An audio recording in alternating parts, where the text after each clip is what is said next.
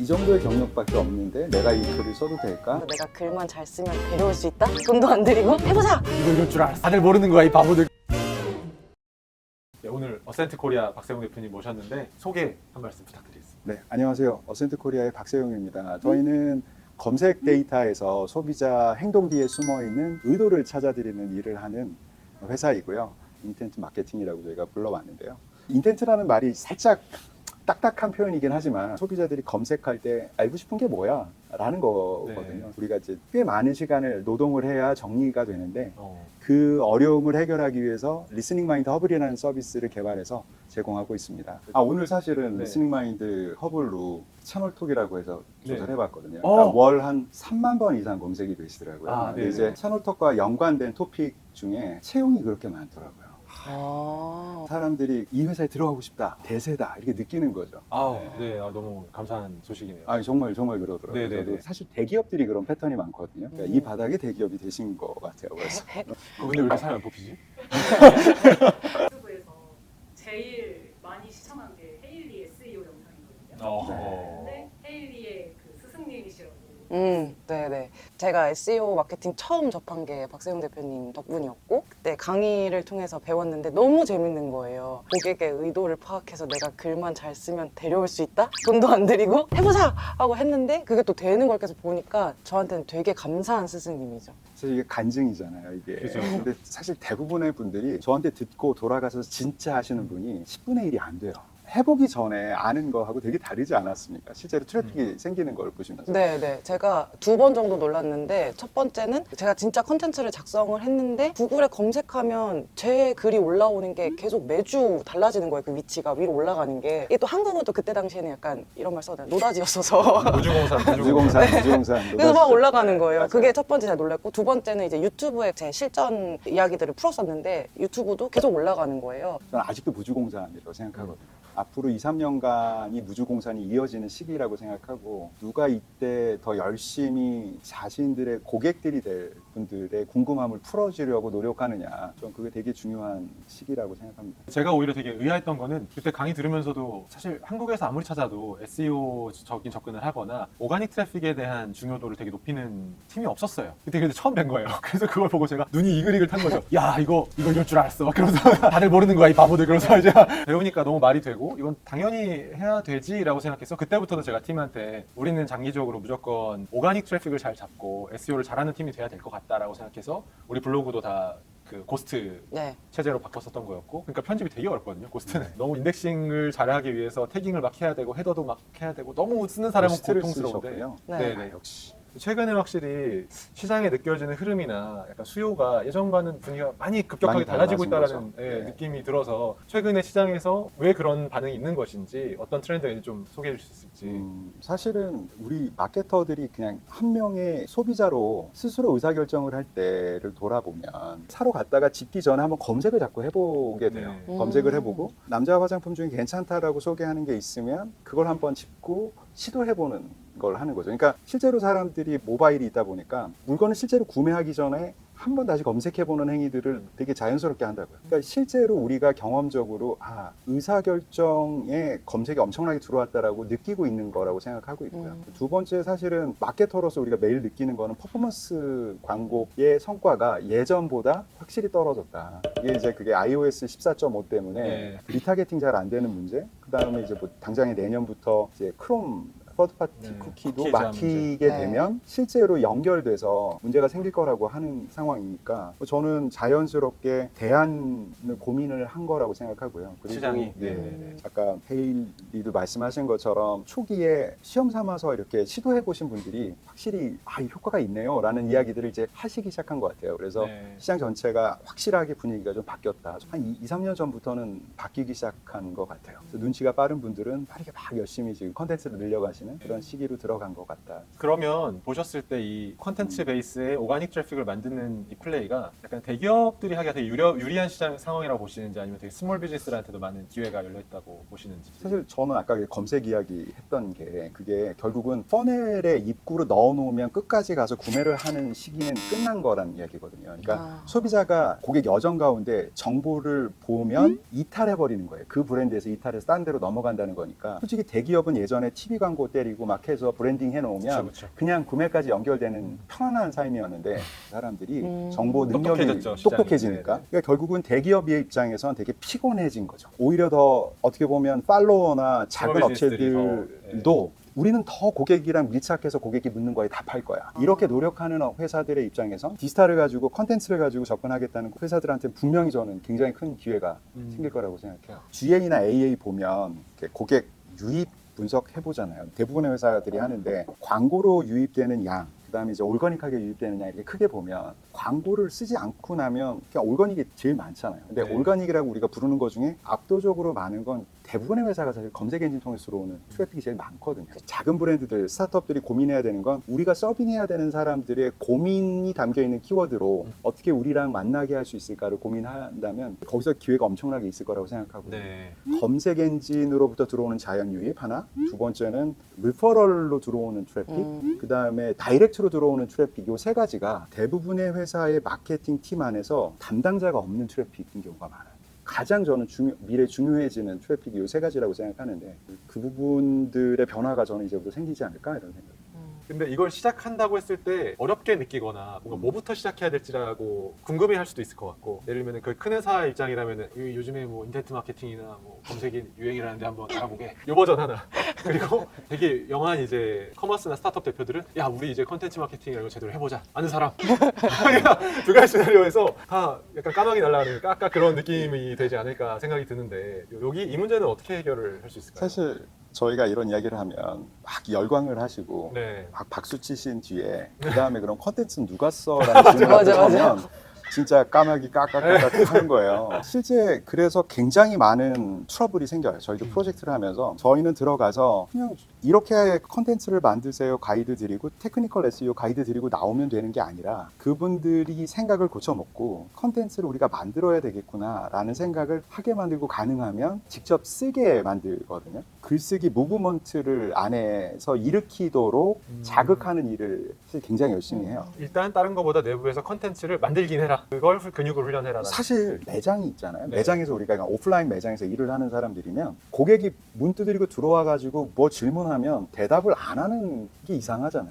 그쵸. 질문하면 대답한다고요. 얼마든지 할 이야기가 사내에 왕창 쌓여 있다고 전 생각해요. 근데 그쵸. 그 쌓여 있는 그 이야기를 꺼내서 텍스트로 만드는 걸 다들 불편하게 여기는 거라서 컨텐츠를 직접 우리가 생산하는 주체가 되겠다라는 확신과 결단이 있으면 일단 그거부터 시작이다. 그게 그 다음엔 그렇게 큰 문제가 아니다.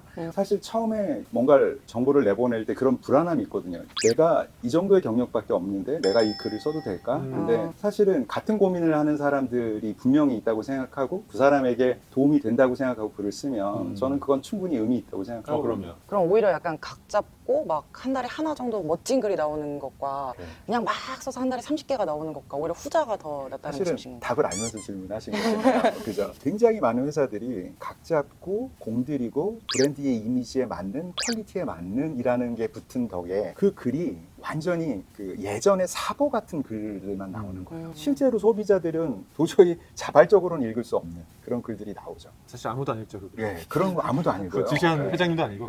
제일 중요한 게 이런 거예요. 우리 웹사이트에 글을 썼을 때 사실 우리도 그렇잖아요. 우리도 예를 들어서 어떤 전자회사에 냉장고를 쓰고 있다가 무슨 문제가 나면 냉장고에서 무슨 소리가 많이 나요. 뭐 이런 질문을 그냥 검색에다 놓고 하거나 아니면 소셜미디어에다 묻잖아요. 그러니까 소셜미디어든 서치 엔진이든 거기에서 소비자가 물을 때 바로 그 자리에서 답을 할 수 있느냐라는 질문을 했을 때 그렇게 만들어 놓은 글들은 하나도 노출될 수가 없는 거예요. 블로그든 아니면 FAQ든 Q&A든 어떤 유형의 또는 바이페이지든 간에 소비자들이 물어보는 채널에서 바로 만날 수 있도록 만들어 놓는 과정이 사실 컨텐츠 마케팅이고 SEO라고 생각해 보면 사실 우리는 되게 많은 걸 놓치고 있는 거죠. 굉장히 디테일하게 상상해보면 이런 걸 수도 있겠네요. 우리가 그럼 고객의 인텐트를 알기 위해서 지금 컨텐츠를 해야 되는데 제일 먼저 할 거는 고객들한테 질문을 던져보자. 그래서 혹시 어떻게 저희를 발견하셨어요? 부터 시작을 해서 그걸 찾으실 때 어떤 검색어를 입력하셨고 뭐랑 비교하셨고 그때 어떤 생각이 드셨어요? 이런 것들을 이제 물어보라는 말씀이신 거죠? 예, 사실 근데 이제 이게 그런 거죠. 물어보면 네네. 답을 해주는 입장에서 보면 사실이 아닌 이야기를 그러니까 굉장히 할 때도 있다. 있을 법한 이야기를 납득 가능한 이야기를 하시는 경우가 많아요. 자기도 뭐라고 설명하기 어려우니까 예, 고객 입장에서. 그렇죠. 소셜미디어는 누가 볼 거라고 생각하고서 보통 쓰는 글이라 상당히 정제돼 있죠.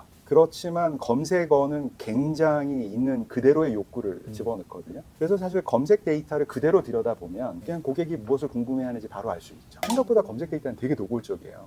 예를 들면 채널 속 채용, 채널 쪽 대표 성격. 인성 뭐 이런 질문을 하는 것도 좋은 방식일 수 있지만 그들이 남겨놓은 검색 키워드를 들여다보는 것도 좀 굉장히 이미 중요하다. 있다. 이미 있다. 이미 고객의 질문들은 쌓여 있기 때문에 그거를 이제 좀 그 역할을 리스닝 마인드 헙을 저희가 하고 있는 거죠. 죄송합니다. 맞아요. 요렇게 아니요, PR을 저 좀- 적절한 빌드업이었습니다. 필요한 일을 하시는 거고, 근데 또 사실은 고객은 이미 검색 엔진들의 수많은 질문들을 이미 던지고 있고, 이걸 일단 이해하는 것도 되게 중요한 과제다. 맞습니다. 그리고 이제 그때 제가 놓치는 것 중에 하나가 검색 볼륨에 너무 매몰되는 거예요. 네. 그러니까 검색 볼륨이 큰 거에만 자꾸 집중을 한다고요. 근데 실제로 검색 볼륨이 작은데 굉장히 다양한 형태로 분화되어 있는 애들도 되게 많아요. 정확히 어제 검색어 볼륨 너무 작은 거 아닙니까? 라는 얘기를 했던 네. 사람으로서 반성합니다.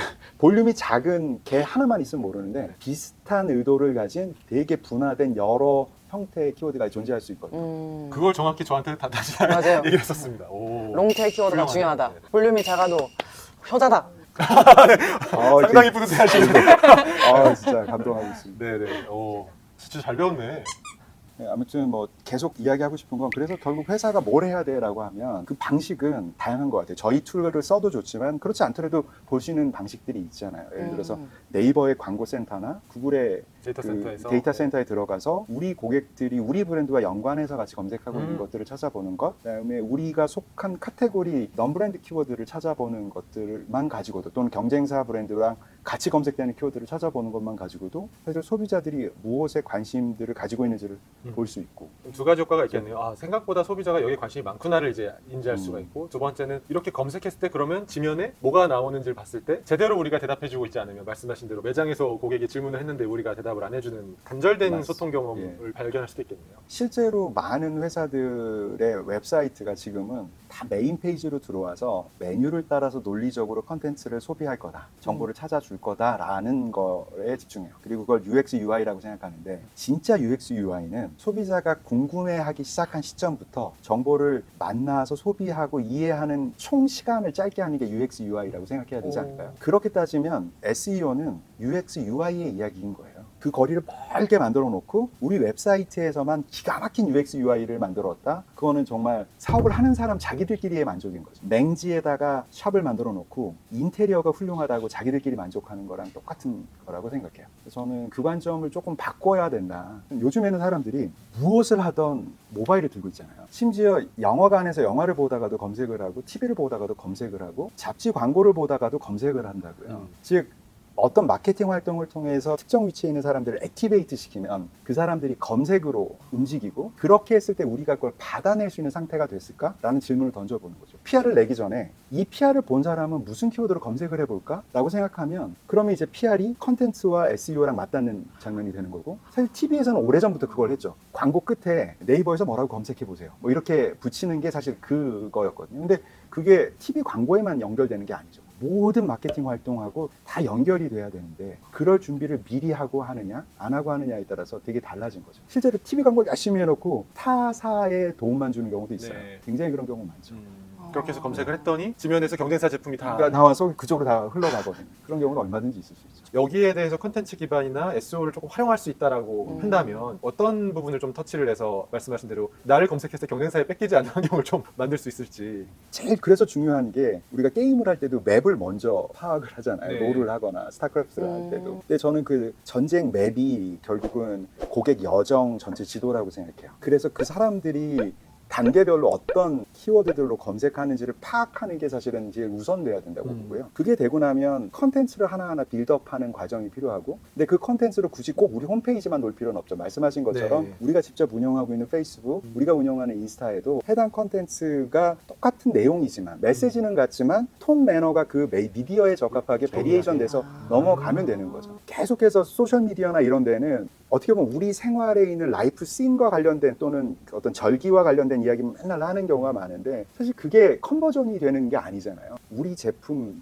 을 사용할 고객들이 궁금해하는 이야기들을 그런 외부적인 컨텍스트랑 묶어서 사실 컨텐츠를 쓰는 게 중요하고, 그래서 내부의 컨텐츠를 하나를 만들면 반드시 그거를 다른 채널로 베리에이션 하면서 내보내는 거. 그래서 그렇게 해서 우리가 운영하는 소셜과 우리 홈페이지가 역할을 해주면 저는 다른 데로 빠져나갈 확률은 상당히 적어질 수 적다. 있다. 아, 할 수 있는 게 많이 있네요. 워드프레스나 이런 거 외에도 좀 금방 적용해서 써볼 수 있는 SEO 플랫폼이 또 뭐가 있어요? 사실 굉장히 많죠. 굉장히 많은데 저는 워드프레스 말고 아까 우리 채널톡이 사용하시고 계신 고스트 굉장히 사실 훌륭한 툴이죠. 사용하는 난이도가 좀 있어서 그렇지 굉장히 훌륭한 툴이라고 생각하고요. 그거 이외에도 뭐 알플랫폼으로는 드루팔이나 줌나 같은 툴들도 굉장히 좋은 CMS 블로그 플랫폼으로 사용하실 수 있는 대안이 될 수 있다고 생각합니다. 국내에서는 사실 네이버 블로그에 비하면 티스토리 혹은 브런치 같은 것들이 좀 더 나은데요. 결국은 자사 도메인 안에 컨텐츠를 쌓아야 한다고 생각을 하신다면 최소한 그 인스톨형 블로그 툴을 써서 컨텐츠를 내부에 쌓으시는 게 1, 2년 비즈니스 할 게 아니라면 더 좋은 선택이라고 생각해요. 마지막으로 궁금한 주제 자체가 유튜브랑 틱톡의 약간 영상과 숏폼 미디어 시대에 SEO가 이게 어떤 식으로 또 연결이 되고 저희가 이걸 어떻게 또 서치 트래픽에서 검색을 했는데 이제 유튜브나 틱톡에 엄청나게 컨텐츠가 많이 쌓이기 시작하고 브랜딩도 그렇게 하는데 이걸 어떻게 저희가 컨텐츠와 실제 검색하고 연결지어야 될지. 숏폼 컨텐츠를 기획하겠다고 고민을 시작을 하면 소비자들이 정말 알고 싶거나 궁금해하는 것과 상관없이 뭔가 에딕티브한 컨텐츠를 만들어야 되겠다는 형식에 되게 많이 집중이 될 것 같아요. 저는 그렇게 가다 보면 이제 나중에 가서 너무나 많은 노력을 했는데 컨버전이 일어났나 생각해 보면 실제로는 공헌을 못하는 컨텐츠를 만들게 되면 우를 범할 가능성이 저는 되게 높다고 생각하고요. 트래픽은 막 올라가거나 네. 뭐 뭔가 되는 것 같이 보이지만 하지만 비즈니스적인 밸류로 전혀 사실은 상관없는 고객층이 들어올 수도 있는 거죠. 그러네요. 그래서 저는 그럼에도 그러니까 그 숏폼 컨텐츠가 대세인 건 확실한 것 같고, 다만 거기에 담는 내용을 우리가 고객의 고민에 답해 줄 수 있는 내용으로 사실은 채워나가야 된다고 생각하고요. 그래서 저는 결국 숏폼 컨텐츠의 주제도 토픽도 결국은 고객의 질문으로부터 출발하도록 기획이 돼야 되지 않나 생각해요. 뭐 이게 꼭 검색을 해서 검색 결과에 나와서 간다라고 하는 관점 이전에 검색어를 질문이라고 생각하면 저는 그 질문에 답하는 숏폼 컨텐츠가 결국은 컨버전을 일으키는 데 도움이 될 수밖에 없다고 생각해요. 결국에는 뭐 그 유튜브든 구글이든 뭐 다른 어떤 미디어든 이거에 더 본질적인 거는 고객이 존재하고 질문을 던지고 있다. 그걸 우리가 이해하는 어떤 노력과 접근이